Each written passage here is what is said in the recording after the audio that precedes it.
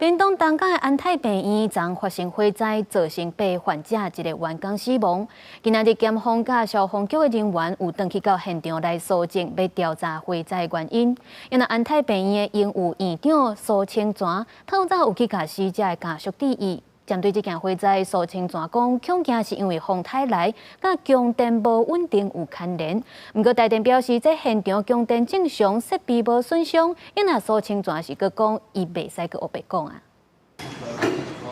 安泰病院发生大火，这栋大楼即马有红色山壁顶，阁有烟熏过痕迹。一个伫11楼住院4天的患者，受到火烧迄时，要是心惊惊。龙来了，用跑的。没有。那个护士他们就我都知。唱大烟阁失电，这个患者甲喙甲偏暗咧，为乌索索的楼梯一层一层走落来逃生。安泰病院营务院长苏清泉讲，迄时阵有影乱糟糟。很乱，为什么乱？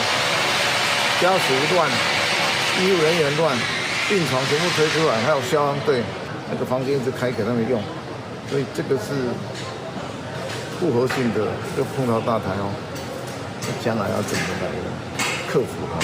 苏清泉讲会接受各界批评，严格改善。不过，车衫有人讲到火的恐惊甲风太扫来电压袂稳，一直跳电有牵连。台电虽说明讲，供电正常，大火进前电无断过，详细原因阁要等消防调查。苏清泉早起阁访问到火的问题时，伊讲伊袂阁加回应。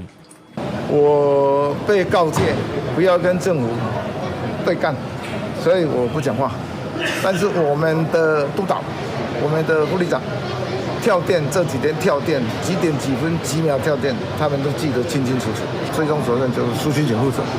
这时早起，屏东县地检署消防局火调人员去现场调查，详细原因甲相关责任理清弄的时间，也若病院真无用整理环境，医方表示会维持永过5至6成业务。不过动静备床无够，若有需求会甲卫福部请求支援。记者综合报道。